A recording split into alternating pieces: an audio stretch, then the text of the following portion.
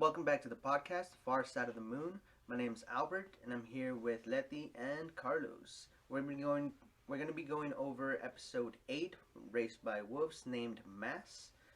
And without further ado, Lety, do you want to take over? Yes, thank you. Before we get into the episode, actually, I want to go because I was editing the other episodes, so I want to kind of go back and discuss with you guys some theories that I'm like, maybe this could be it.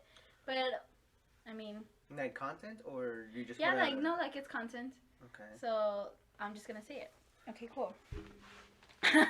The first episode, you know how you mentioned that you think maybe the creatures are starting to come out because the arc crashed into the mountain, and there was this huge neon light. Neon light explosion. Yeah.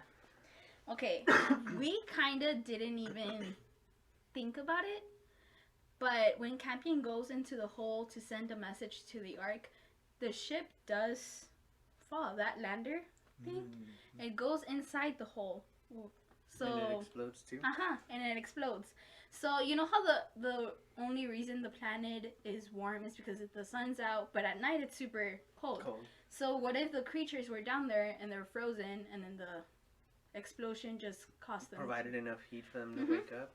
That was just maybe an idea I wanted to bring back. Okay, yeah. That's fine.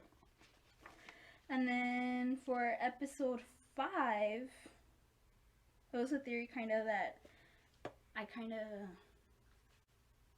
guess it complements another theory that I had. You know how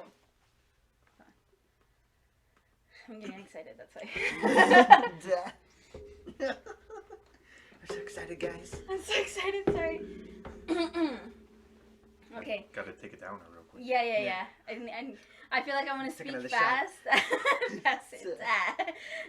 feel like I want to speak fast, but I can't speak fast because I started to stutter. So. Okay. Makes sense. Yeah, so I had to kind of get my mind together. You know how I had mentioned that I think that soul or that voice came from Earth? Okay. The only reason why I say it comes from Earth because I wanted to kind of explain why Otho was listening to it in the sim, but it could have easily be there, right? Mm-hmm. Okay. The first time we hear of Tali, it's Paul. But he only hears a voice and sees something. He doesn't see the face. Right. Okay. He does see the doll, though. The doll, yes. Very symbolic. Okay. Whatever. Whatever, Poking holes in the theory. I know, no. Stop. I'm going to get this through, and then we'll destroy it. But I want to get it through before. Okay, let's do it. Okay. The first time that they see Tali, it's father. Like, actually full-on face and stuff. Yeah, she sees. It's father. When mother is connected to the sim. So whatever the creature is, okay, got it from mother's memories right then and there. Because the mother, right? Okay, because by the way, I don't know if I mentioned this, but I think the creature, Tali and Soul, that, when I say creature, I mean that little fast human being that had the map and had that was spying on both camps, basically. Yeah, he also had the tarot cards or whatever. Yes. That's the creature I'm referencing to. Okay. So that creature, Soul, because Marcus is hearing a voice and also heard a voice, and Tali, I think they're all related. I think it's the same thing. Okay. So I think that connected to the sim somehow, or is in the sim already, like his mind is plugged in automatically, and... Because of mother, the connection that they No, just like automatically. And when mother connected to the sim, it unlocked all the memories. That's how father, he was able to, I guess, dress himself as Tali, got father's attention, and then the way it, I guess, also got really into mother, or like liked her powers. I don't know. He got obsessed with mother in a way. Right. This is what I'm thinking. Got obsessed with mother.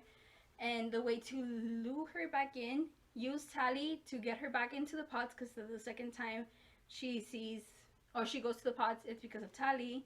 And a way to keep her going back is by unlocking Campion's memories. Yeah, I was about to say, so then at that point he starts using Campion's image and voice to get her there. I'm going to add in a little bit here to add to your theory that we did hear from the simulation talking to Mother that there was another creature that Oh. entered in the simulation that wasn't human, wasn't android. So that could be what you're talking about. It could be either a creature or it could be some sort of entity that is following all this stuff that took the chance to integrate into the simulator, being the best way to integrate with mother. I mean, Mother. Yeah, and then just a little bit, like to add a little bit more.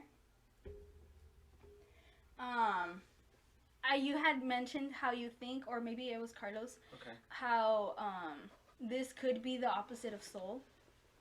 Okay. And I remember we did talk about it. I'm not sure who it was, but Okay. I'm pretty sure it's out there. I don't Yeah. care. Yeah. whatever, it's out there. It's probably in episode 7. I haven't edited that one. Right. I'll keep you updated. Anyways, it could be the anti-soul, whatever. Used Campion as an image, but it was actually the anti-soul. Right. Had sex with Mother, and now Mother's pregnant with the anti-soul. Antichrist, you know? Okay. So that's. But at that point, wouldn't that be? I know. It was just kind of like, well, I mean, this happened, so it doesn't complement my previous theory, but like, what if this is? And I just wanted to mention it. So what if this is what's happening? But what if it is soul? What if soul is the virus that is infecting mother? Which is the theory that I had, which is Campion. Yeah. Campion's the virus. Campion is the virus, And Yeah. the soul. But I don't think I don't know. Soul would do so many like mischievous or evil things. Like Well, What the feeling? evil is a concept that we have. Yeah. We cannot apply that to any sort of godly being, right? Because they will do whatever the fuck they want. yeah. But you might be right. I mean, what's a way to? I feel like okay, what you just mentioned is actually pretty good, but I feel like that backs up the theory more about Campion being the virus or the thing in the sim getting into them, because what other way to destroy something that you didn't like is to do it within, pretend to be in it, pretend to be soul, and destroy it from within. Because I mean, there's only so many survivors now. Yeah. And you know what? Let's plant that seed. You know what? This guy's raping people, and he's on the top of the church. I'm talking about also, of course. And it's a way to get the church to dissolve itself. Exactly. And now it's doing the same. And also it leads into Tempest losing her faith, right? Yeah. Yeah. Now it also adds on to, see, now Campion didn't know that there was a Mary and that there was a Marcus, right? They didn't know about them. So, in the way that he entered Marcus, this is what I'm thinking. The way that it entered Marcus, brainwashed Marcus. You know what? This is Soul. This is Soul himself. But Marcus started doing all these things, contradicting what Soul would do. Mm-hmm. He's kind of more of a bad guy at this moment. So his plan worked by turning him religious, and you know what? I'm gonna do all this bad shit. Now all the people that look up to Soul, they're the followers that he has left, are like, wait, like this is wrong. Yeah, where they see Marcus doing these things that Soul, quote unquote, is telling him to do. Exactly. And they're like, okay, well, this is actually counter to. Maybe. I will say, so far as we know, I don't think we have any evidence to prove that whatever is going on with the virus and whatever was in the simulation is what's infecting everyone, right? Mm-hmm. But we also don't have the evidence to show what it really is. So really, Exactly. we only have our theories to go Yeah. by. At this Yeah. point, we might just be full of shit, guys. But we'll see. We'll see. We still have episode 8, 9, and 10 to go through. Just So- 3 more episodes and not enough time. Well, Dude, we it's- already know that there's gonna be a second season, Yeah. Yeah. But I mean, dude, there's so much that's left hanging right now. and I would not be satisfied if there's too much left hanging at the end of this, right? I mean, we'll see, guys. We'll see. Together, we'll see it together. Mm-hmm. Okay, so the episode starts with the intro, and then intro finishes, and it goes into Marcus, and he's looking at his reflection, gets the knife that we've been seeing that Mother created. He saw in his vision. Mm-hmm. And he says, I know who I am. And he starts cutting his forehead and then goes down to his cheek. And then the first thing he cuts off is that scar. I'm pointing this out because Albert did mention in the second episode that when he sees himself for the first time, he touches the scar first. Like, oh, this is who I am. And it's kind of pretty funny how that's the first thing he cuts off. So he starts destroying his face completely, and then honestly, it just looks super gross. And then obviously he wakes up because it was a dream. Well, it looks super gross, right? Like the way that he's even pulling at the skin and like tearing at it, like it's so graphic, but it looks so good if that's what you're into. Like if you wanted some gore, you got it. Mm-hmm. Especially the way that we get a close up of his face after he's already cut it all off, and you get the red skull look. Yeah. You get the red skull, Tesseract missing, going crazy, fucking look going on. Okay, so Marcus gets up and he opens his eyes and he looks to the left, and turns out Mouse is there in a little cage, and that kind of like makes him get up really fast. I guess like, why is Mouse here? He was supposed to be dead. Paul enters and he sits next to Marcus, and they start having a conversation. So Marcus asks Paul if he's okay, because even though Marcus is the one with the cut, he's worried about his son because he had just pushed him down, and he's actually he just wants to see how he is. He starts talking about soul to Paul, and he like kind of referenced the mouse, and he kind of starts like kind of squeezing the mouse, and Paul's like, stop it, he's pretty fragile, and he just got his mouse back. Like, obviously he's gonna care about the mouse, and he doesn't know how to feel about his father right now. His father has been doing stuff that he hadn't done to him before, like pushing him down, having these moments, shouting at him. Mm-hmm. Yeah. And then Marcus is like, oh, well, your mother wants to cuddle you. I would like to do the same, but Soul's not gonna take it easy on you. So. And then the way he hands Marcus the mouse back to Paul, he's kind of getting it from the tail. Like, Marcus is honestly just teasing Paul at this. Being a fucking asshole. Yeah, he really is. The scene cuts to Mother, and Mother, it kind of went back to, I'm guessing it's the Ark. Well, it's because she's wandering because she cannot fly right here. Yeah, because her eyes were taken away. So she kind of goes back to the remains of the Ark, and she's kind of just, like Carlos said, wandering around. It cuts back to Campion, and as we saw before, Campion has been seeing Tali's ghost, or the ghost child. Yeah. And the way that he's comforting himself is by saying jokes that he's heard from Father. Mm-hmm. Which is kind of just... It's kind of sad, honestly. It really is. Because he did lose his father. And now Mother, program. He doesn't know how Mother is. So I want to talk about this for a second. Because I still want to go back on the theory we were talking about before, where you can hear the voices say, like, oh, you got to kill yourself, Campion. But the subtitles say, like, oh, you got to kill your father, Campion. So when I was watching it the first time, and I had just read the subtitles, I just thought he was talking about the father, right? I thought he is telling himself these jokes to comfort himself, knowing that he still has a connection to his father, and that he wouldn't want to kill him, right? Watching it the second time through, I'm more like, okay, well, he's more so, I think, saying these jokes as a coping mechanism so he doesn't lose his sanity. Which, I mean, it's reasonable to assume that you're going insane, right? Yeah. When you're seeing your dead sister.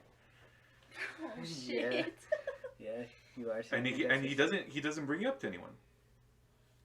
No, well, he's alone. Like, who is he gonna bring it up to? Well, I mean, it's not the first time he's seen her. And isn't it? He's been seeing her since he got captured. Since he's been in the silo. But in a way, he should know that he's not going insane. He's not the only one that's seen her. Vita saw her. But they haven't. But they haven't talked about it. And no. Yeah, Vita did tell him. Yeah, and Vita Campion was like, "Stop! You don't mess with that." He didn't want to believe her. Yeah. Mm-hmm. Like. Oh yeah, that's right. Okay. Damn. So I don't know. I like the idea of it being like, okay, he's telling himself these jokes that his father told him to try to cope. And I think that humor is a great way to cope, right? So it's something that his father taught him that he doesn't even realize that it's helping him in this way. Yeah. Okay, thank you. Okay. It cuts to the Mithraic people inside the little hut. I'm gonna say hut. Yeah.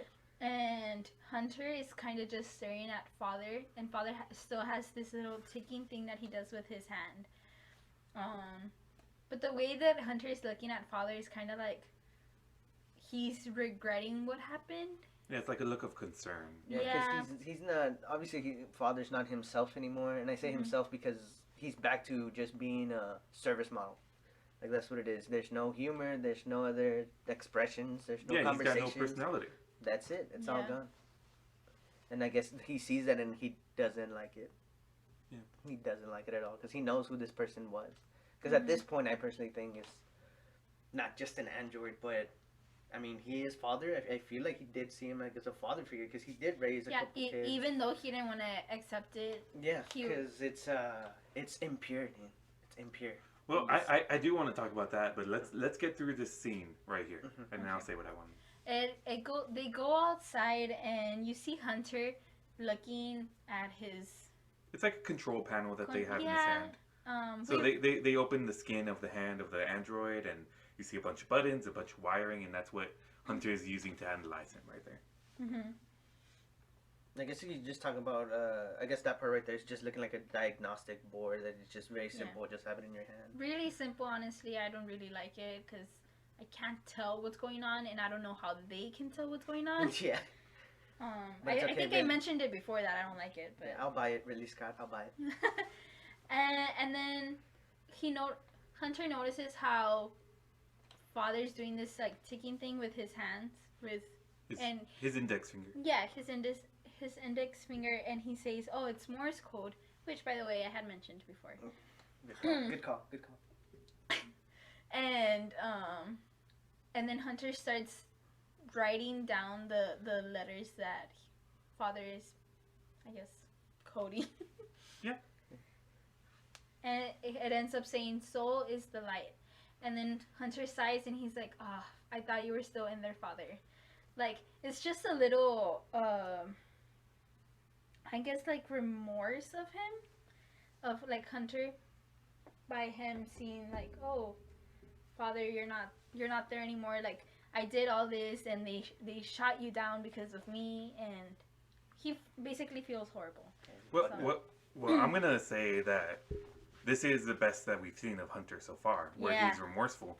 But not only that, this is him actually going against his Mithraic beliefs, because he has empathy. He has these feelings for this android, for this soulless creature, right? That like he feels remorseful that like he got him killed, right? Where he's not himself anymore, and he wants him to come back. And it's not. He wants him back, and he's even calling him Father. He's calling him Pops. So that's even like more familiar than he's ever been when he was himself. Yeah, when they were safely kidnapped, he wouldn't even safely kidnapped. Yeah, like he wouldn't call him Pops at all. No, he had like certain And he even told Campion, like, you shouldn't be calling that these androids mother and father, because that's like disrespecting your mother and father. Yeah, he was always annoyed by everyone else getting so close to them. But now here he is, being the closest one to him right now, and everyone else has not been worrying about Father. He's just dead, right? Yeah. And Hunter's right here. He looks like he's actually trying to save him. Yeah, which I kind of like the way that they're taking this character, too, because this guy is a guy I don't like at all. I really don't, especially. I guess I would have given him a chance, but after he made that comment to Tempest and kind of make fun of her getting raped, like, "Oh, you wanted him to choose you." Like, I was done with this guy, but hopefully there's redemption. Well, I like the idea of where they're going with him, but the only way I can see this being good is if he ends up coming to terms with that his feelings are contradicting his faith. And he's got to deal with that. He's got to come to some sort of understanding with himself. I feel like at this point, you're right. I feel like at this point though, we have to give credit to the actor, because no character is just great on its own. Like, it needs to be played, and I feel like Hunter did a very good job, because I fucking hated that character. Oh, yeah. I hated him. I was like, God damn it, why is this kid here? Pissed. I hated him. But I mean, him kind of winning me back, I guess, because I'm starting to see that he wants father, and he wants to see father back. He wants to see that personality again. And it's like, okay, there you go. You know, Yeah. now it's biting you in the ass. But I'm Yeah. starting like this character's starting to get on my good side just a little bit, just because of that. But that's also credit to the actor Yeah. selling it. I get what you're saying because I'm feeling the same way, but I don't want to feel that way, especially because he did just because of that comment. Honestly, like no one should go through that, and this guy just kind of blamed the victim, and I thought it was fucking stupid. Yeah. It cuts back to Mother, and she's wondering, and then she goes inside the Ark, and she ends up finding this lab. And It's kind of a drawn out scene. I want to point that out, that this episode does have a lot of scenes of just people walking Staggering around. Not around. that yeah, Yeah, because I feel like this is an episode where they're all lost and they're just trying to find a place where they belong. Is that what it Interesting. would be? Because I mean, Okay. she finds a place in this medic bay, and she finds comfort in this android that's there, which is basically a not a service model, but a medical model, I guess you would call it. yeah. Because he talks about how where his brothers, he's lost pairing with all his brothers, which is the other medical androids robots. that are there, androids, whatever.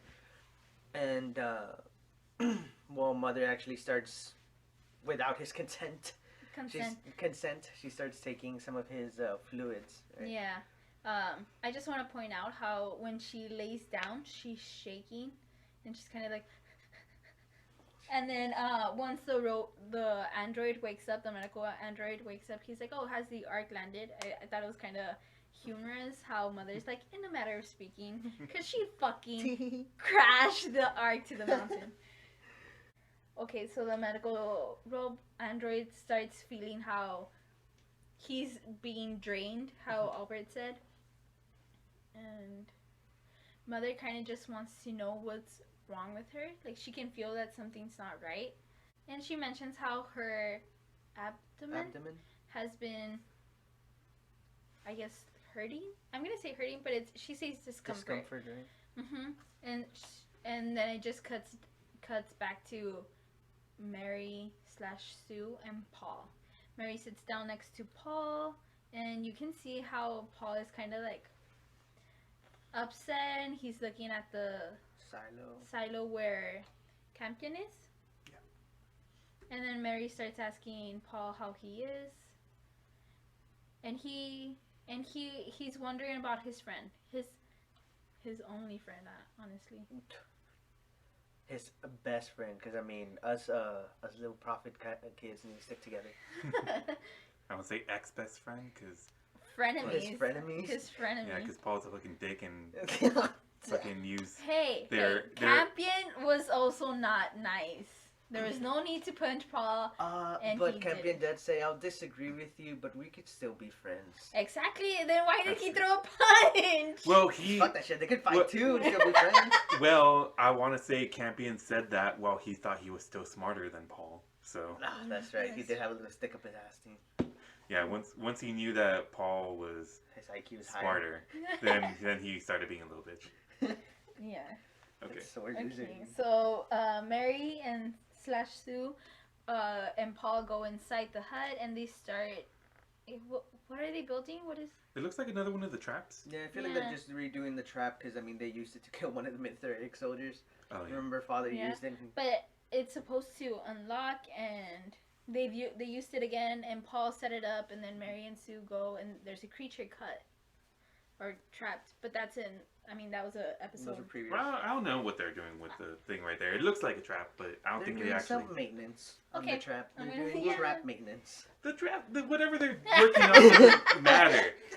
What matters is that they're having their dialogue, right? Yeah. Whatever they're doing. Yeah, this is- episode is really just filled with a lot of dialogue, not a lot of. Not a lot of action. things happen. Yeah. Mhm. Some things happen, granted, and we'll talk about it. Mhm. And then Mary/Sue starts talking to Paul, kind of talking about other things in the planet, how there's other places, and she kind of references to like an adventure, and Paul kind of gets excited, but this is Mary basically seeing if he wants to leave with her, and she mentions like, "Oh, don't tell your father about this." Mary, as you can tell, is completely done with Marcus. Well, I mean, he's been an asshole to Paul. Yeah. And he's definitely taken more interest in his duties as the supreme leader or whatever. That's your eminence. The eminence. I want to point out that Mary does say like, "Oh no, let's not tell your father about it." And Paul was like, "You're right. He has a lot of things to do here, so he shouldn't come. He shouldn't come on the journey with us." And so they have that agreement. Yeah, and then the scene cuts back to Mother, and you can see how she's cutting her stomach. Honestly. Well, it's because Carl had said that she needs to alleviate the pressure in her belly. Yeah. So Mother cuts her stomach, just reminding us that these androids don't feel pain. And she just puts her hand in, and she's like kind of feeling around to see what's going on. And I mean, reminding us that they don't feel pain, but she's feeling discomfort. So obviously something's wrong here. Yeah, but not pain to the point where you She's need fucking medicines so you don't feel the pain that when you're cutting yourself through. She starts feeling something, and then the doctor or the medical android, which by his name is Carl with a K. With a K.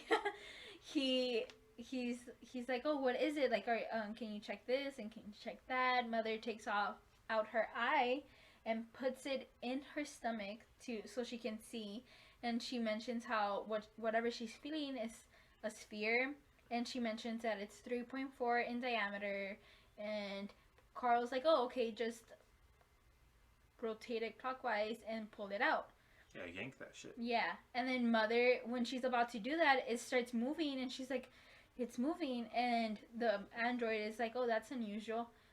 By the way, the medical android is not attending Mother because this doctor is barely standing up. Yeah, he's not even standing up. He's being hauled up by chains that Mother has placed him on. So he's kind of a prisoner. Yeah, I forgot to mention that because... Yeah, I just want to say that setup, Mother basically is using him like an IV bag. Yeah, she set him up, she hanged him up, and now she's draining his blood. Yeah, it's like a blood bag / personal assistant. Yeah, a blood bag to have conversation with, Yeah.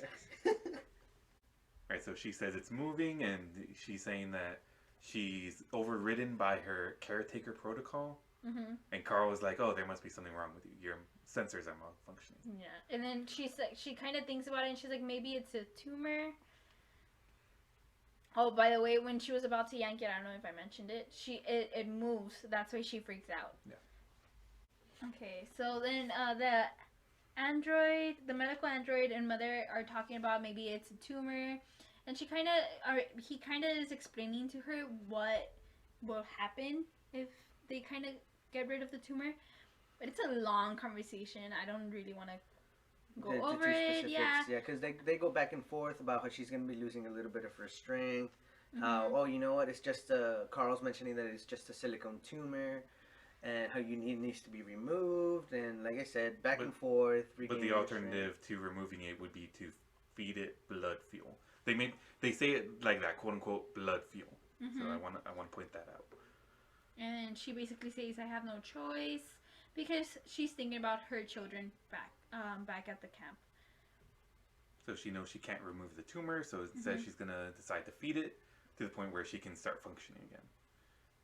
And then it cuts back to the camp with Paul, and he's kind of swinging something to the silo where Campion is. Wait! Before we move on to this scene, Mother lays down like on the medical table, and she like turns her head and is looking at Carl, and Carl's like, wait, don't look at me. You need to find more donors. He's making it very clear that first of all, he's not gonna be enough, and she needs blood fuel. And I don't think he means like the white liquid that the androids are. I think they're saying that's blood fuel. Really? You think that would be it? Yeah. Okay, well, he's not gonna be enough. No. Making it very clear for Mother, and Mother's like, okay. Well, it's because he's not enough because he's already connected to her. Yeah, she's already been sucking on him. Yeah. Okay. So it cuts back, and Paul is swinging something and it goes through the silo window for Campion to get. And he mentions how he got some fungus for him. Because, keep in mind, the Mithoraic people don't want to feed Campion until he accepts soul in his heart, and they'll let him out. So Campion doesn't want to accept soul, and he's still in the little silo, hearing Ghost Tally, and hasn't eaten. And Paul obviously still cares about his friend or frenemy. Yeah. And he threw it. He's like, oh, Campion, something, it's fungus for you to eat. And then Campion's kind of like, he took a while, and then he starts pulling the rope in so he could get the fungus that's on the other side of the rope. And Paul just smiles like, okay, my friend's still here. Like he's still listening. Like, well, he's accepting my offer. This Yeah. traitor. This train. I mean, yeah.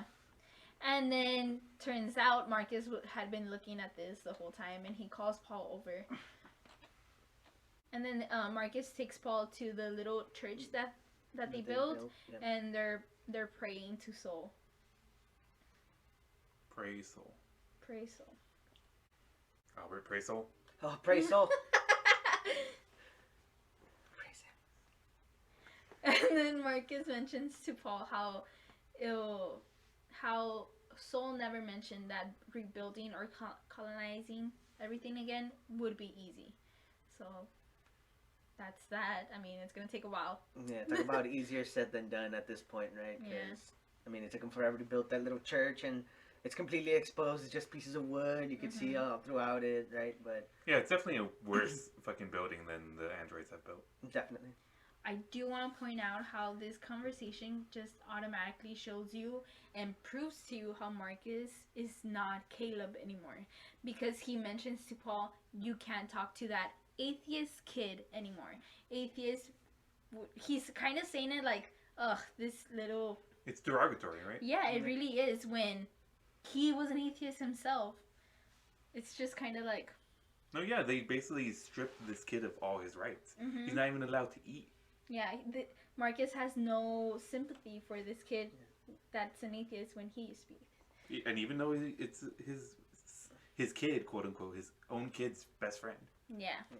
See, that's one way of getting someone into your religion. Put them lock them up in a room. Don't feed them until you believe me. Wow. Believe into my deity. You know. You ain't eat until you get baptized, son. That's basically what happened. Okay, so it cuts back.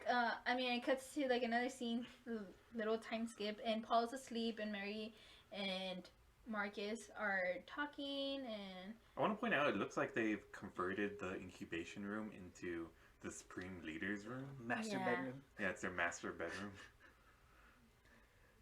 And then Mary mentions to Marcus how she saw him at the church, kind of like, I know you're not atheist anymore.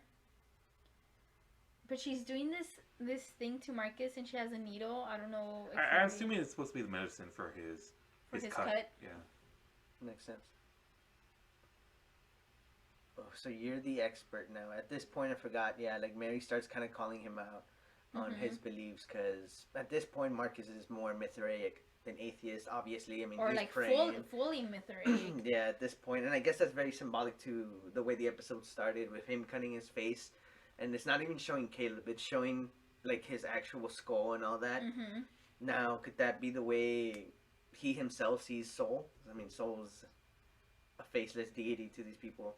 Maybe. That's interesting. Right? So, I think it could be more so that, like you were saying, that he's not Caleb anymore, where it was a dream. It was a dream scenario where if he cut off his face, it could have been Caleb's face underneath, right? Yeah, it could but have been instead Caleb's it was face. just nothing. It's like, no, that's all you have left. It's just your face and then your skin and bones underneath.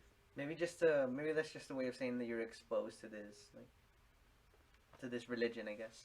Maybe. And mother. She wishes. Mary/Sue has this kind of moment with Marcus, and she looks at him and she has like watery eyes, and she's like, I'm forgetting your face. And Marcus just tells her, close your eyes. I mean, and then they end up having like a passionate kiss, but still, like, Mary, I feel like Mary says this because she knows he's changing and she doesn't want him to change. So it's kind of just like a little, I'm forgetting your face, you're leaving me. Yeah. Gone, dude. And then it cuts back to A flashback. We have a flashback. I'm assuming these are Mary's memories right here. Because it was, look, the scene cuts while looking at Mary. Yeah, and it cuts back to how they ended up going inside that stadium. That was kind of like the checkpoint before they entered the arc. Well, before they picked up Paul. Yeah. And they're kind of just walking, and they're seeing people. It's okay. Like you were saying, a checkpoint where it's a gated fence that is for the line of these people that are being welcomed into the stadium, and it's keeping out the people that are not being allowed into the arc. Into the arc or into the stadium even. Okay, so I just want to point out the fact that Marcus, Mary, and everyone else that was allowed in the ark are walking through this fenced hall, and the people outside actually have the little, what's it called, the medallion. The medallions, or pendant. Like, these people are actually Mithraean. They're just not allowed on the ark, which they didn't have the money. Basically, I'm assuming it's more so they didn't provide the service that the church desired or whatever, right? Because it looks like they're letting soldiers in. It looks like they're letting clerics in. Yeah. But it looks like they're not just letting any old any followers. Which is kind of really, I'm gonna say rude, even though it should be another word. I'll say it's fucked up. Yeah, it's fucked up because you're going to another planet to preserve your religion, but you're leaving the rest of your followers behind. Like, that's fucking stupid. I guess you're just taking the people that are actually in the church. Yeah, that are part of the organization. Yeah, they're part of the organization. You're not taking any of your followers because, I mean, extra weight, you know. I'd be interested to see a storyline of the actual Mithraean war? the actual Mithraean that are left behind, and see, because that'd be a huge test of faith, right? It really would. Yeah. Actually, yeah, I didn't even think about that. I mean, the world's filled with dogs, dude. Our world. And then they kind of pan into this little kid, and you can tell he's atheist because he has a little tattoo, the way Marcus and Mary had. Or did Mary have one? I don't remember if Mary had I don't remember. No, I think Mary had a face tattoo. Okay. I think she had a forehead tattoo. But for sure, Marcus did. Yeah. And it's just a little symbolic for atheists. And he opens his coat, and he has a bomb attached to himself. While that's going on, Marcus and Mary are having a conversation, and Mary actually says, like, I don't know about this, Caleb, and Marcus gets mad. He's like, I'm Marcus from now on. And she doesn't want to go through with it, and Marcus is like, we have to do this, like, I can't do it without you. Kind of showing us how far Marcus has, or how much Marcus has changed, because he went from not doing anything without Mary to kind of just like, oh, pretty soul. Yeah. And then the bomb goes off, and everyone starts panicking, everyone starts running, and it cuts back to Marcus and Sue, and Marcus is like, you and me, you and me, and you and me, and they're screaming going around, and everyone's running, and end of flashback. And cuts to the scene, and Marcus is asleep, and Mary is sitting down, and I think she's just thinking of everything. I mean, obviously, the flashback just ended. She's thinking of abandoning him. She looks up at Paul, and it's obvious what she has to do. And it cuts back to the scene, and you see feet, and then you see blood, the white blood that androids have. The person touches it, looks at it, and then pans up, and you can see the trail of the trail of blood going into the ark. It goes back to the person, and you see Tempest, which, by the way, just to leave it on record, she's one of my favorite characters. Noted. That's why it's very personal when apparently Hunter attacks Tempest. He did attack her. That's a favorite character here. We'll get into that. We'll get into that with this bonus episode at least. Yeah. Okay, it cuts back to the, I'm going to say now Mithraean camp, because it used to be where the atheist camp was. Basically took over. Just like on Earth. Not getting political. And it just goes back, and Paul is tying more fungus, I can assume, more fungus to the rope, and kind of pulls on it to let Campion know that it's there. Breakfast. He pulls the rope, and then Marcus is behind him, and he's like, what are you doing, buddy? And Paul's like, nothing, like a little kid would do. Nothing. Got caught, dude. I've been there, guys. By the way, I've gotten caught a couple times with a bunch of stupid shit, and I mean, you can't play it off anymore. You just got caught. Yeah, and Marcus is like, I told you not. I told you to stay away, and did your mommy put you up to this? And and Paul is like, no, and Marcus is kind of just like poking at Paul, kind of antagonizing him, and then he's like, you're planning something, and are you hiding something from me? And then he kind of just like keeps on digging and digging, and it looks like you're hiding something from your daddy, and just making Paul uncomfortable. Well, he's interrogating him. Yeah, he's going back and forth. It's like, are you and mom planning something? No. Are you doing something? Are you lying to me? No. It's like, I hate liars, and he keeps pulling at him. He's kind of. This is a very interesting scene because it's showing us again that Marcus is not really the father, and he's kind of showing it in this scene. Yeah. Where he's more of an authority figure right here. Yeah. Kind of thing. And he just keeps on pestering him. I mean, goes on for like straight like 2 minutes. Yeah, and he kind of also uses the way that he's like, I love you, right? Like, why would you do this? And then Paul's getting scared. You can see he's like about to cry. And he's because Marcus has his hands on him at this point. Yeah, and he's like calling for his mom, and he's like, no, it's okay. Like, are you and mommy planning something? Tell me quickly. Like, he's just digging and digging and digging, and then at this point Mary/Sue is coming out of the hut, and she throws her backpack and walks to him, pushes him, kicks him in the wound. It's her child. I mean, it's their child, but he's taking it a little bit too far. He's starting to be too aggressive. Yeah. I don't know if it goes to his new beliefs and he's starting to question his relationship with Mary, because that's really what's happening, and what Mary's also been thinking about, just abandoning him, because... Oh, and I mean, the last thing Mary told him about Paul was to stay away from him. Yeah. So, yeah, he did push him down to the floor, you're right. Yeah, and then they kind of have a little argument, and then Marcus mentions, you're not taking him from me. Like, he's mine as well. And they start, like, fighting, and Marcus gets Mary... And he grabs both arms, kind of like restraining her. And Paul tries to help his mom and the other Mithric, I guess, soldiers get Paul, and they're holding him. And he's seeing this, and he's like, Dad, stop it. At this point, everyone's looking, like the clerics. And Marcus is dragging Mary to one of the silos, and he pushes her in there, closes the door, and just... They shout at each other. Yeah, they really do. Paul is defeated. He just kind of like groans and looks down. Because that's his mom. We're witnessing a breakup, honestly. Because we're looking at... well, it's worse than a breakup, but go ahead.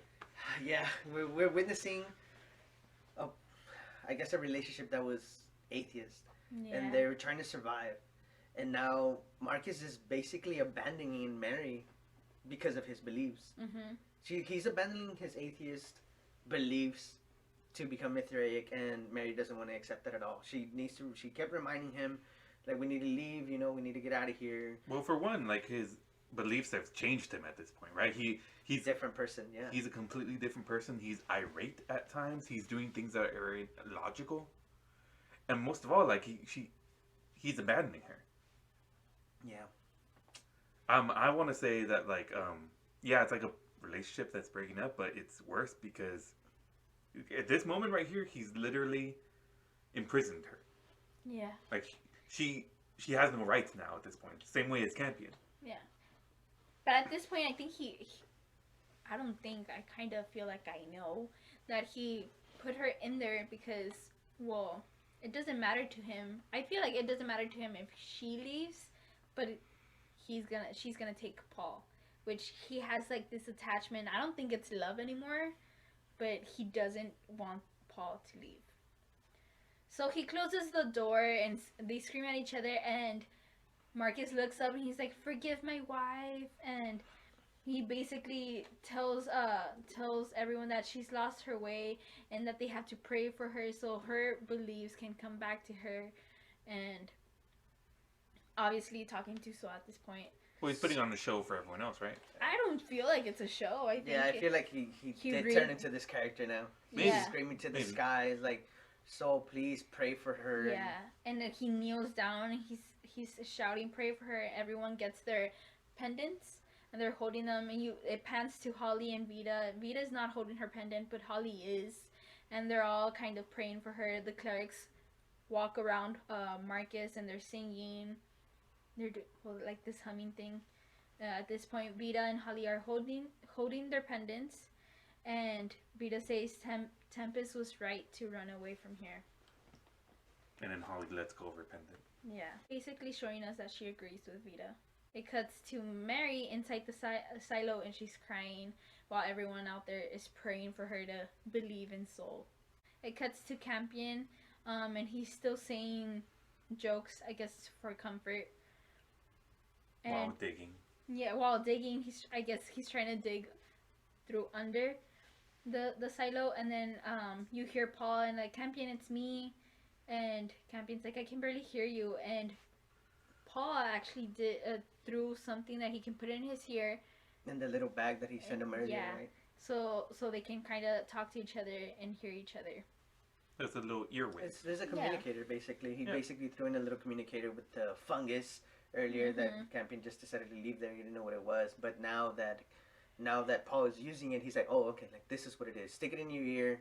And he starts talking to him about it. And it's where Paul comes up with a plan for Campion to get out. Yeah. So it's like, oh yeah, you're going to have to dig. And Campion's like, oh, what the fuck do you think I've been doing, asshole? No, I think I'm just in here telling jokes. Paul's like, calm down, asshole. I'm fucking... You're going to dig with someone else's hands. And then it cuts. It cuts to Mother back in the medical lab with the other medical androids, and they have all been drained. And Mother starts talking how she I guess like reminiscing of how she neglected her mission and how her family and all that stuff that she did in the previous episodes. She's just venting to Carl at this point, right? Yeah, so she has a decent amount of dialogue with Carl. I'm not sure how much all of it really matters. Yeah, I feel like they're just kind of mentioning what we already figured throughout the whole thing, that they're actually experiencing. And she does mention it, that they have impulses that are completely nothing to do with their programming at all. So what we've been seeing throughout the episodes of them being a little bit more, reacting more human. It's their personality, right? Yeah, like there's personality coming through. But then it's not just their personality, because I feel like the personality would be programmed into them. That's that right. She does mention that they're breaking away from programming. I guess it's showing a little bit of love and a little bit of care. Well, I mean, care isn't programming, I guess, but they're showing love. I feel like that's the word that you can't really program. She's expressing to Carl that they've been expressing feelings and stuff that they haven't been programmed for. Exactly. It cuts back to the atheist camp, and it shows Father standing in the middle of the whole camp. It cuts to Campion, and he's still digging, and then it cuts to Paul, and Paul is talking to Campion, kind of like getting ready to leave. Marcus walks in. With a little staff now, because he has a staff now. I like that. I like that. And well, it's because his wife beat him up, right? Yeah. Sorry, staffs are cool, guys. Staffs are cool. Staffs are cool. And look out for the far side of the moon staff. Not sponsored by Staffs Inc., but would like to be. It cuts. Marcus walks in, and he acts like nothing happened. Like, hey, what are you doing, buddy? Like, what's going on? Like I didn't just lock your mother up in a silo. Yeah, basically. Starts talking about what's in the bag, and Paul asks, "Are you gonna let Mom out?" So deflecting the question. Yeah. Marcus apologized for what happened earlier, and he says that no, it's fine. Like, Paul says it's fine, and Marcus is like, no, you see, I love you and your mother. We just don't see eye to eye right now. He's basically just kind of making an excuse for him to be like, oh, you know what, like, this is why I'm doing it. Well, he's not wrong, right? They do have a disagreement, right? But he's oversimplifying it. Yeah. And it cuts to a hand coming out of the dirt, and you kind of just see how Campion finally got out. Yeah, you see a hand coming out with another hand attached to it, because Campion like Paul told him, Yeah. he started using the hand of the creature to Mhm. dig out of the silo, and this we're finally seeing the results. I guess the results of that because he does escape. Which, by the way, it happened really fast. Well, I want to point out Like what? for any viewers that may just be, for any listeners that will just be listening to the podcast, not watching the show, he's using the creature's hands, the ones that they killed earlier, and it's more like claws. That's how he was able to dig through the ground so easily, because these creatures have very sharp claws in their hands. Yeah. I still think it was fast. Yeah. Like from the at the afternoon till now. What? Like. Yeah, I don't think that's a bad assumption. Just be like, oh yeah, he fucking. And then he drops the claws too. He doesn't keep them with him. I think he should have kept them, for later on. They're definitely a good tool. Apparently, they make good shovels. So yeah, right? Yeah. At the very least. And it cuts to Marcus, and he's speaking to this like statue, and he's like, "Forgive me, Soul." And, like, he's honestly just talking to Soul the whole episode. Yeah. Paul kind of, Campion kind of looks to the church, and he sees. It's like the tapestry that they have in the back. So it's like some sort of Mithraic symbol or something draped on the side of the church. Mm-hmm.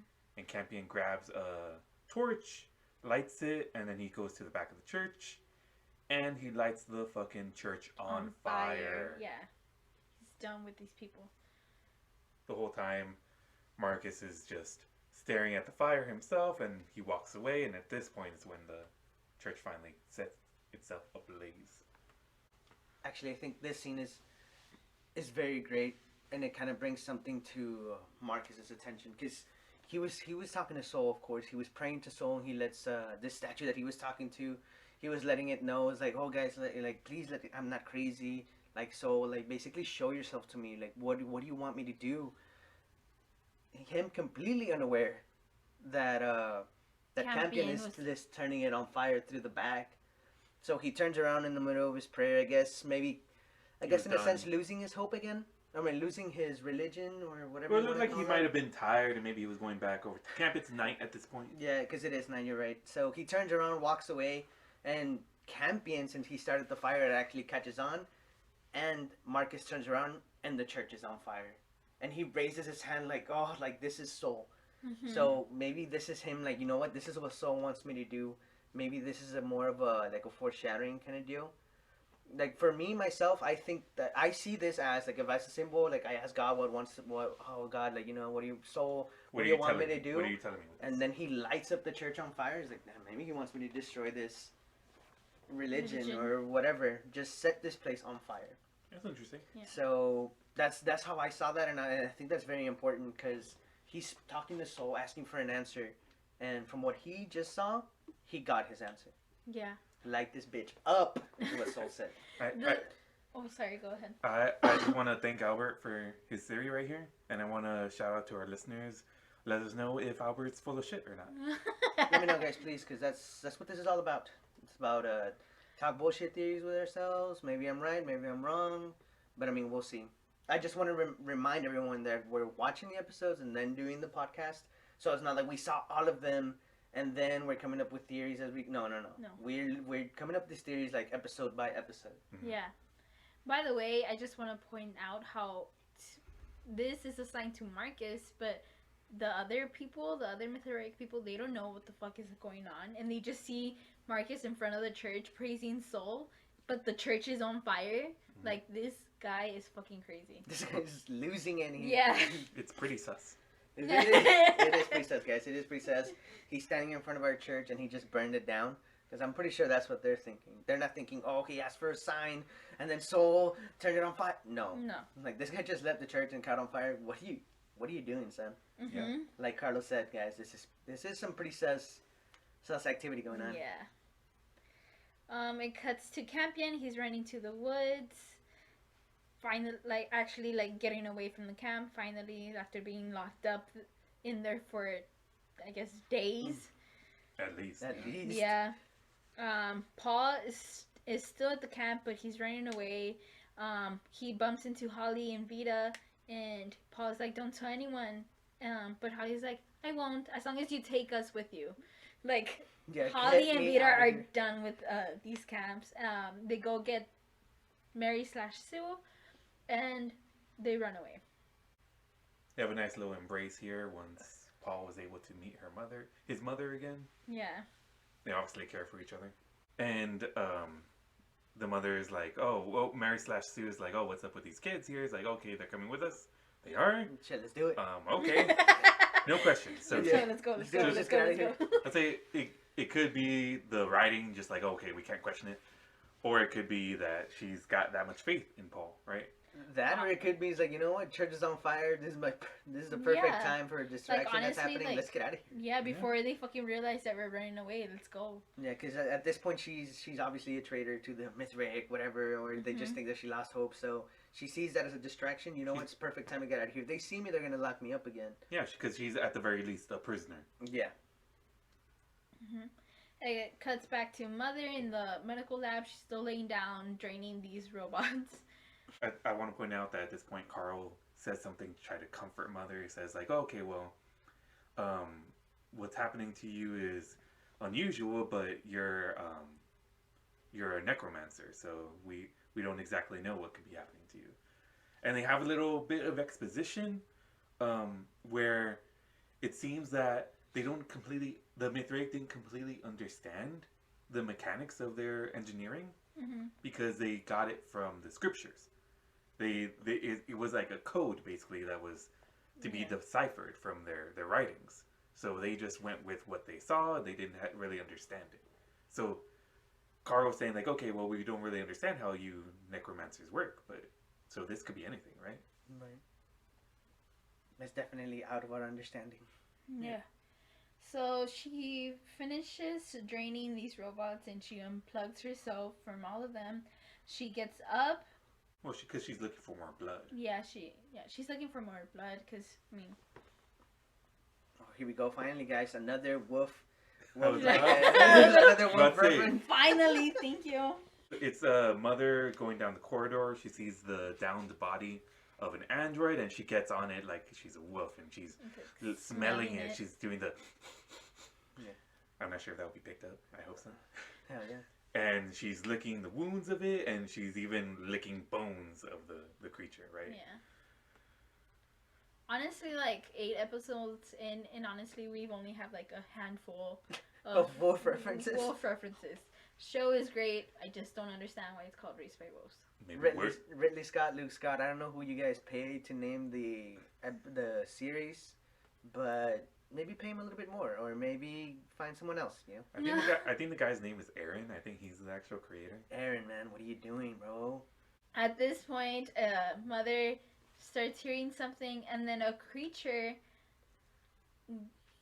comes out and starts running towards Mother. She tries to do her shrieking, but obviously it doesn't work. She doesn't have her eyes.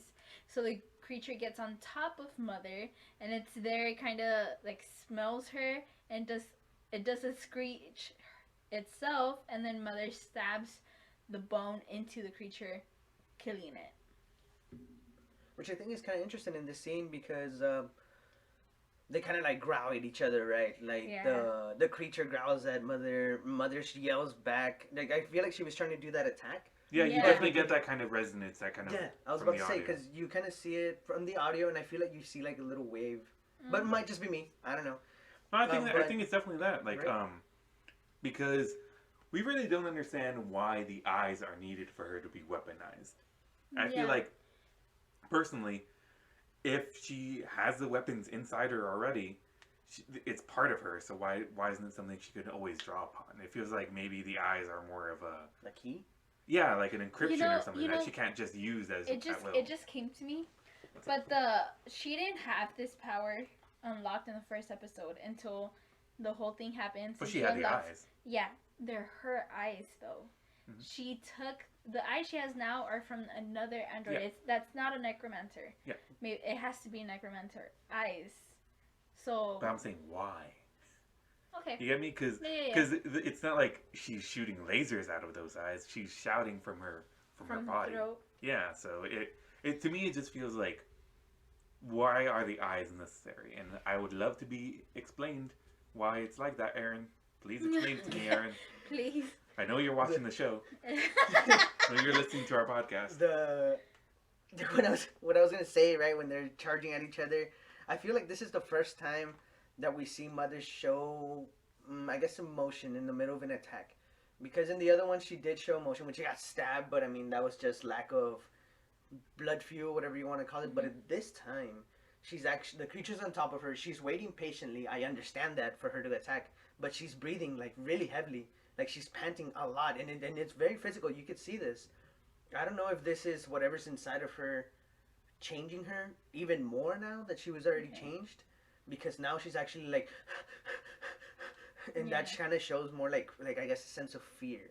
Well, I think it could go back to the wolf stuff, right? Because the way she was hunched over the body and the way she was sniffing it, she's definitely, not that she's gone feral, but there's something animalistic about her now that has not primal instincts kicking in, dude. Yeah, right. Also, maybe to add to it, she's never been in a position like that. She's always had her eyes. She's always been powerful. Yeah, she's always been powerful. So this is the first time that she knows she's gonna get attacked, and there's nothing she can do about it. I mean, obviously she does do something about it. She stabs the creature, ends up killing it. This is the first time that she struggles, I guess. Yeah. After she kills the creature, she puts her hand in the wound, takes out blood, and starts eating it. Well, she smells it, and then she starts licking it, and then she gets really into it, right? Yeah. The scene cuts to father, and he's running in the woods. Obviously, he chased Campion. He's kind of listening around to see what's going on, and they show that he has axe sling. and like a sling. It's an axe, isn't it? Well, father has an axe. Campion has a sling. Oh yeah. Oh, okay. Because they show both. Sorry guys. They show both. Like Carlos said, Carlos is holding Jesus. Campion is holding the sling, and father's holding the axe. Yeah. I don't think Campion knew it was father, the one that was following But him. he knew someone was. Yeah. So he throws a rock to the person, ends up hitting father in the forehead, and father just touches his forehead, sees a little bit of white blood, and Campion he hesitates because that's his father. Yeah, he recognizes him at By the way, I want to make sure this is very clear. This is the second time Campion hits his father with a rock in the head. First time he was trying to knock down the acorns, which we later found out that we poisonous, right? Mm-hmm. But this time it's like, again, really, we're doing the same thing, guys? I want to also point out that it's intentional injury, right? Because he intended to throw the rock to try to hit him this time. Second time, intentionally injuring father because he also stabbed him with the claw, right? That's right. When they were doing the church baptism stuff. Yeah.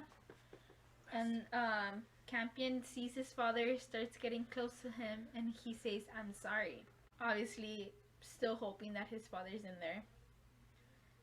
And questions father, "Is it you?" There's a moment of pause. Well, it's father walking up to him, right, slowly, and then you see him ready the axe, and that's the moment when Campion starts to get fearful. Campion starts running because father's facial expressions kind of change. Yeah. He gets the axe, swings it up. Campion runs. He hits the floor. Campion keeps on running. He throws it, hits a tree branch. By the way, really close to hitting Campion. Oh yeah, if the branch wasn't there, it would have hit him, right? I want to say that we've seen the androids kind of coordinate attacks and do all these things, and they're on point. I want to say that the reason he missed is because father is still in there. Yeah. Interesting. Yeah, I want to say it's because father's still in there. Obviously, he saved mother by one finger. You know, he had already thrown her, but he saved by a finger. Now he missed with the axe.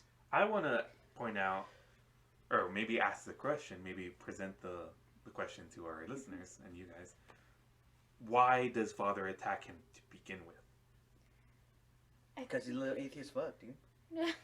Okay, that's interesting. Because I'm like, he's going by the programming that was given to him by the Mithraic, and if it was just to capture this kid, right, just keep him sequestered, there'd be no point to try to kill him. But maybe you're right. Maybe he is just trying to kill the atheist. Yeah. Interesting. It cuts back to, I'm guessing it's mother because there's blood everywhere. Well, not everywhere, but there's being poured into a vessel. Yeah.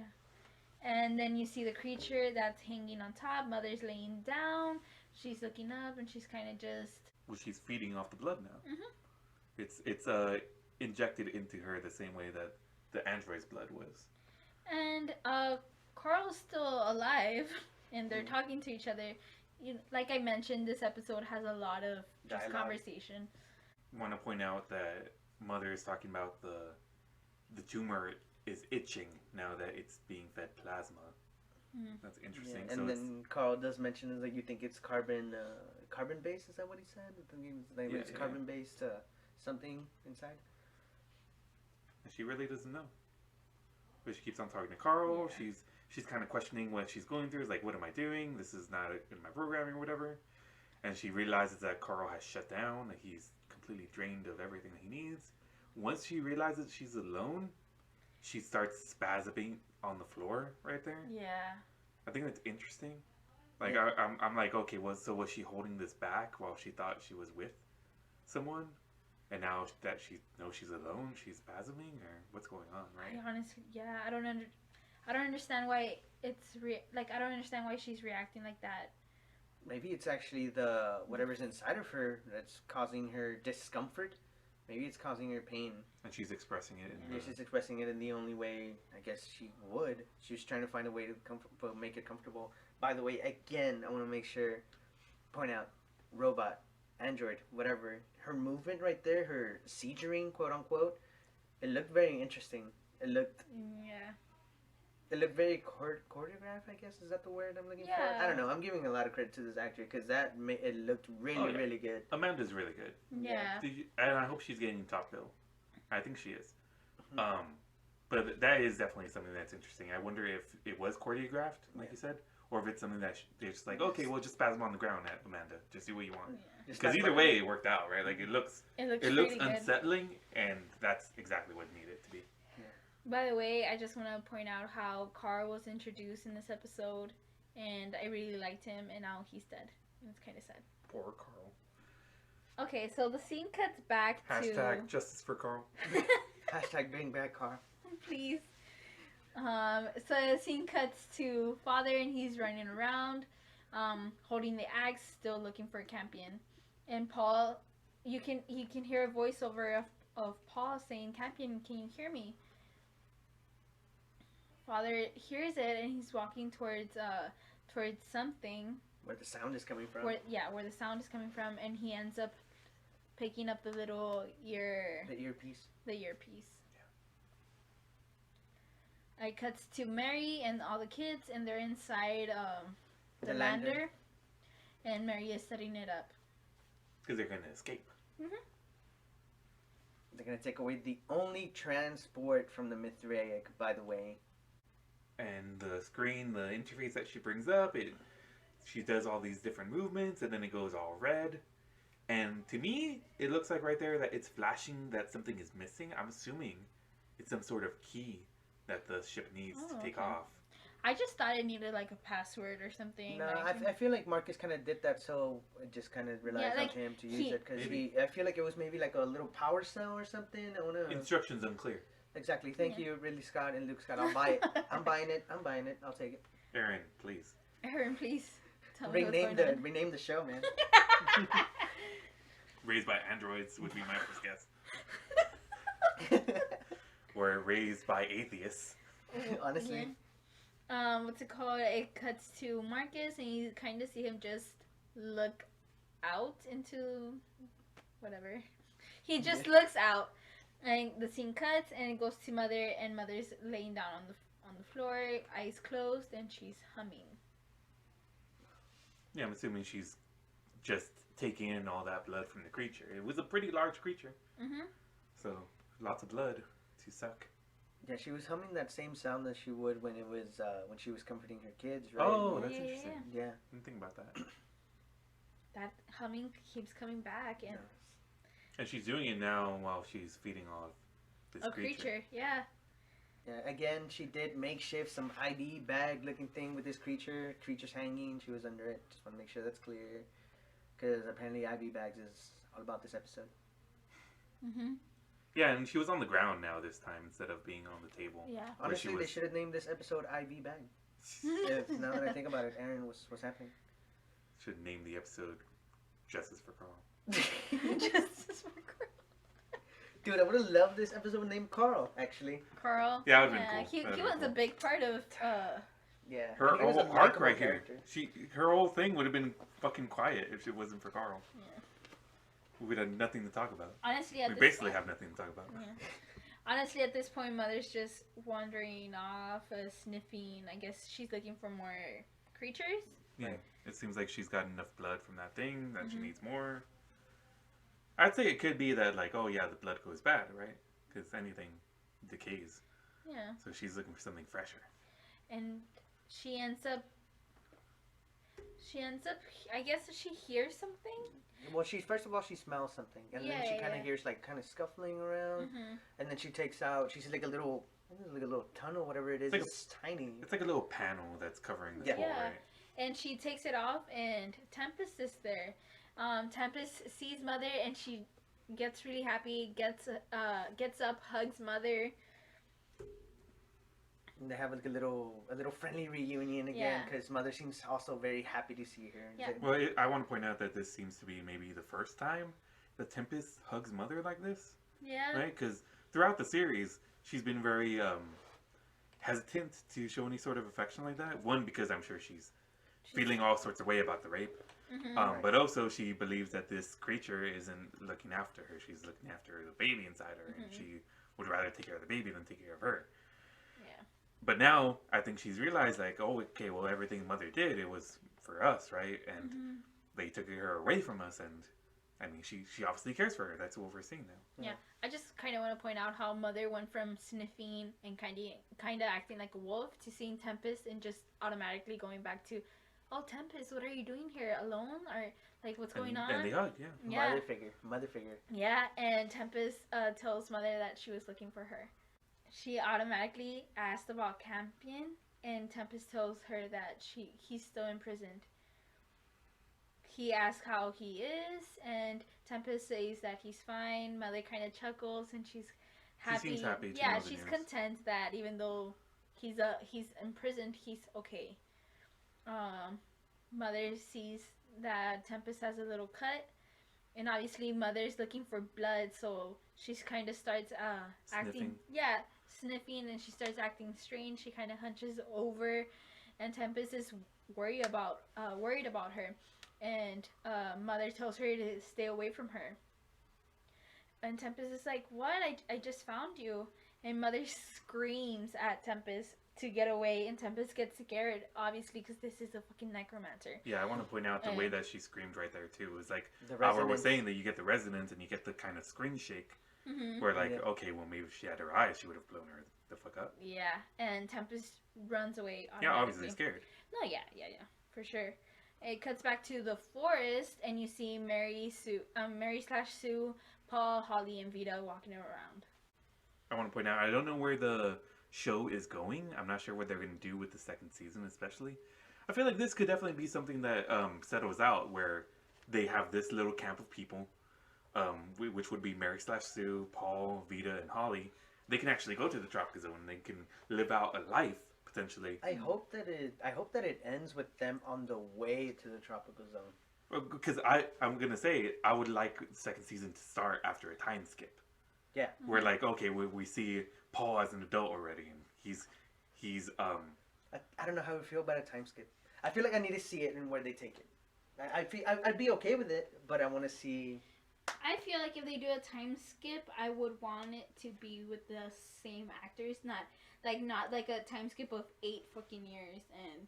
I want to see other these actors. kids as adults now. I don't want them to change Maybe- these actors though. Maybe a 1 Fuck year. these kids. I like these kids. Fuck Dude, these kids. Even if we do a time skip, I feel like 1 year is fine. I feel Whatever. like 1 I year think time skip is fine. 1 year, look, 2 just take into years would be consideration. fine because these kids are growing, obviously, and they're at the point where they get growth spurts. It looks like it could be like a couple years. That does So happen. I want to point out to everyone right now, it looks like 2 people in here and are for no time skip. 1 person for a time skip. Viewers, you got to be the deciding vote. You got to vote with me for the time skip. Hashtag time skip. Oh my god. Hashtag 1 year time skip. Okay, so they end up finding Campion and they run because sorry. They meet up with the Mithridatic soldier and he's pointing a gun to Mary. Mary holds up her gun. At that point, they find Campion and Mary tells them to move. Well, Campion throws a rock. He slings the rock to the soldier, hits him in the head. Then Mary goes fucking poof.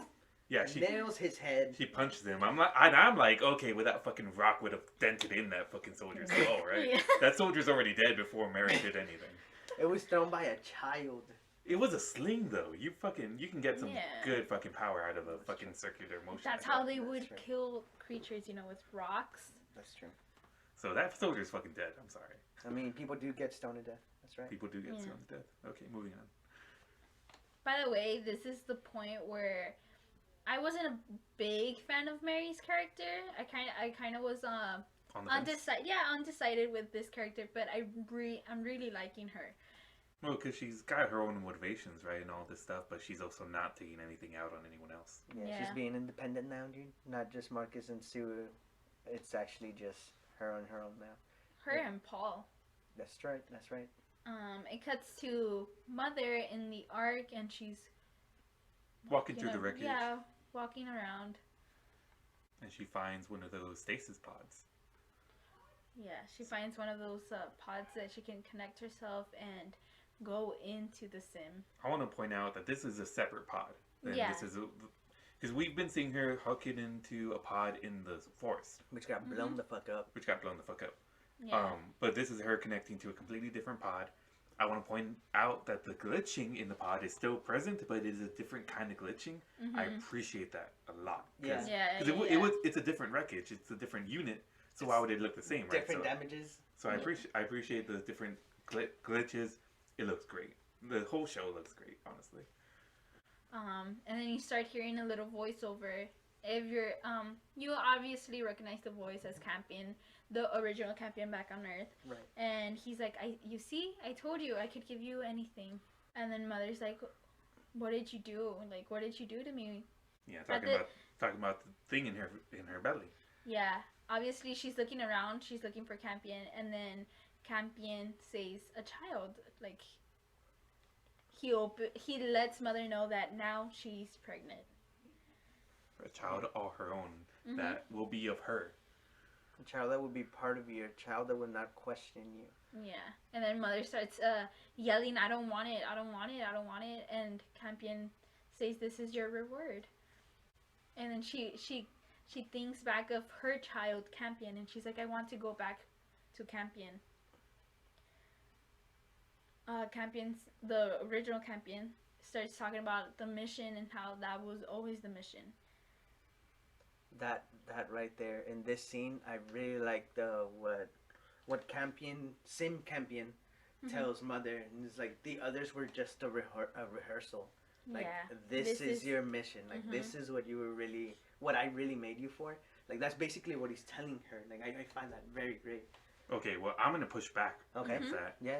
Because let's just say that Campion is the tech god that he is, and he fucking impregnated Mother through the fucking simulator, whatever. I was right, guys. Like, whatever it is, I can buy it. Because it would be like, okay, well, she wasn't able to create this kid herself. She needed to be connected to this machinery for it to do it. So that I can sort of see that. We don't understand how the things connect to her, but we know it's the same holes that they use for the umbilical stuff. Yeah. So it's connecting the same way that she was connecting to feed the embryos. Why wouldn't something be able to come into her through that, right? Yeah. And that's to say that Campion did have the whole Mithridatic ship hacked. Right. And he was in the simulator the whole time, just waiting for Mother to come in. So plot twist. So that he can just fuck her, right? Just so that he can totally impregnate this bitch. Dude, I don't know if you saw the room, guys. I want to paint that picture again. The whole room was covered in semen or the fluid, guys. Whatever. White fluid, right? White fluid. Thick white fluid, the thickest. They were covered. She looked completely satisfied. Whatever. Okay. It's very important. I'm going to say, let's just assume all that, right? Let's just assume that that's the case. He's saying right here that, the other kids were just a test. Right. She failed those tests. She really, She did yeah. fail. There's nothing that shows that she's capable of doing this. For Well, one, Well, I mean, well, one wait, survived. She failed those tests because, well, 6 got killed by the other kids, and then the other 6, 5 died not because of her. She was feeding them. She failed in feeding them though. She failed in the sense that she didn't test the carbos out. but that's why I'm saying that, like, okay, if they Rehearsal. were supposed to be a test of rehearsal or whatever, she's still not ready for this kid, right? Like that's what I'm getting from this. Right. That she still needs something more to be ready. And at this point, she's completely isolated. Well, I mean, this is your point of view now because Campion's alive. She once survived. I mean, at the end of the day, they did test the Carbos, and Campion was apparently immune to Carbos. So that's too. why he survived. He survived because of Soul's intervention or whatever, or Right. because he was just lucky. But So- at this point, she's been taking care of the other 5 kids. They eat meat. She found other ways to help the But that kids. wasn't the But that original wasn't the plan. plan. But that, That, it wasn't wasn't that's the why plan, but she can help kids survive now. She's learned from. I do Those- understand what Carlos is saying though. Because Yeah, I do. She failed the test, right? She failed the test in the way that he wasn't gonna reproduce himself. Like, okay, no. Campion made it, great, like child Campion. Mhm. But what the hell is he gonna do? Yeah.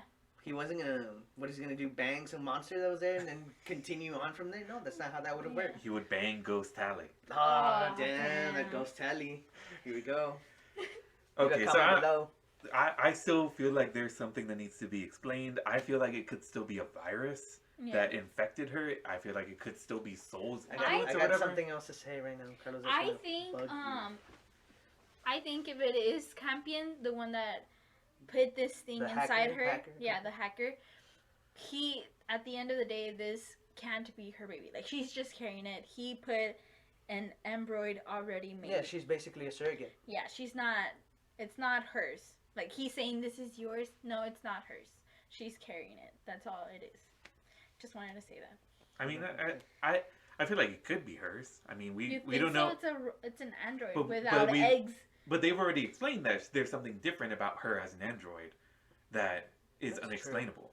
That is Like Carl, as an android doctor, he was like, okay, well, there's some weird shit going on. Yeah, Carl with a K did say that. Poor Carl, rest in peace. I know. Just for Justice Carl. for Carl. Let's just wrap up the episode. Let's do this, guys.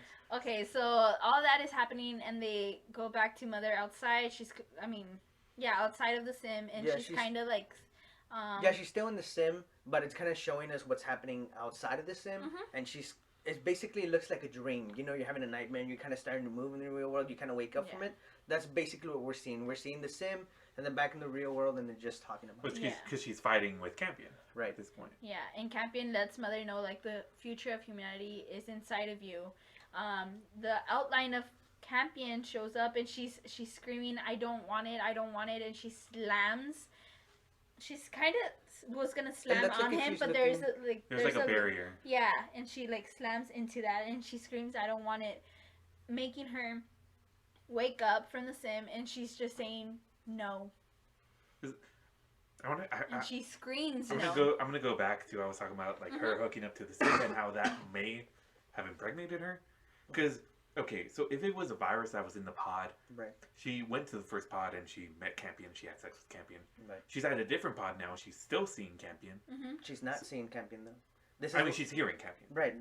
and she saw his outline or whatever. So it could be something that Campion had just infected the whole simulation. Mhm. And that's how she's able to interact with him even in a separate pod. It could be something that's inside of her that she's interacting with in this way, that she can only be in the pod to do it. This is what I want to get back to the theory that I had that them like doing it whatever is a it was like an activation for this little embryo, right, to start actually cooking up to be a child, right, whatever you want to call it. They do show Mother yelling at him, and I feel like this is a be careful what you wish for kind of deal, because she True. did mention to Tempest that, oh, like I want to be a mother, like a creator, Yeah. blah blah blah. Well, here we are now. She's crying, right? But whatever. Moving on. We do see the outline of Campion, and you see Mother's face and his face, The reflection. the reflection, but it shows Campion with her face. So this is what I want to point out again. Like maybe this is a part of Campion that he put himself inside of her. That's true. That's good symbolism, I think, right? Yeah. Like I that's how I saw that scene. I saw it and I was like, that's that's basically. I mean, this is just me, right? Trying to enforce my own theory because Yeah. that's all it is. Mm-hmm. But I feel like that's symbolistic to Campion actually being inside of her now. I think Yeah. it's true. Yeah, because we haven't seen Campion. We've just heard him through her. Yeah.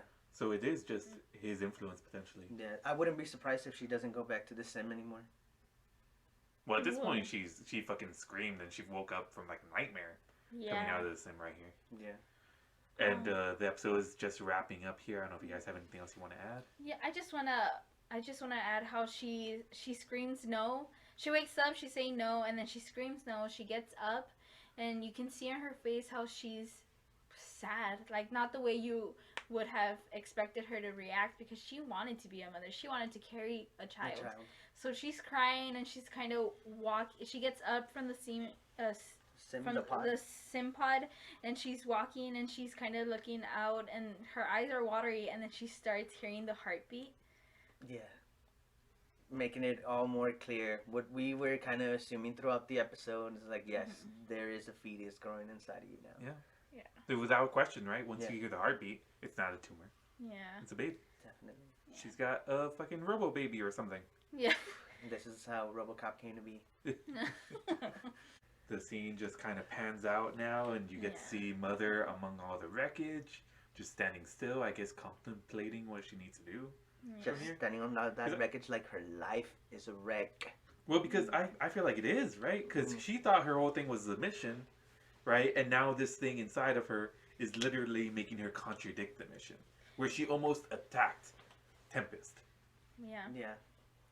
At this point, you could. I mean, maybe she even feels lied to. Like she's thought the mission was always this, and now she's kind of realizing like I was supposed to.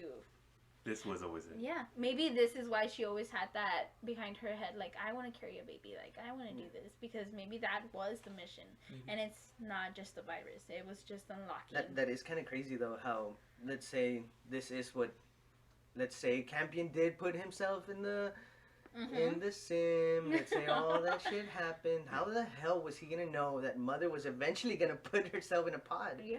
Well, I mean, she felt compelled to do the things that she did, right? Yeah. Like she somehow knew that she needed to pretend to be a different soldier, get on the ship, kill everyone controlling the Yeah, panels. that's crazy. And then- crazy. Stretch That's a like. reach, man. That's a Also, reach. get rid of the Ark crashing into the mountain. Yeah, and you had to crash it into the fucking mountain. Yeah. Yeah. I don't know. I feel like it could definitely be that, like, oh yeah, Campion was a genius and he planned it all along and he's real god or I whatever. mean, he was Mithraic. I mean, yeah. He did knew all of the. I guess he followed the procedures. We're just assuming at this point, right? But At this point, we can assume for fucking hours. at this point, we can assume that we're all full of shit, honestly. But I mean, we will see. We will see, Yeah. ladies and gentlemen. Comment down below what you think. I mean, because we're really just going off. Yeah, we're going off on a giant tandem here, but I don't know. Yeah, I want to thank you guys for listening to this episode. Again, this is an HBO Max original. You can always check it out yourself. They do have a free trial available. Not sponsored, but would like to be. But yeah, like I said, comment down below. Thank you for listening. Please like, subscribe, share with your friends. Shout out to Jose Dueñas for Damn, boy. commenting. And catch you next time from the far side of the moon.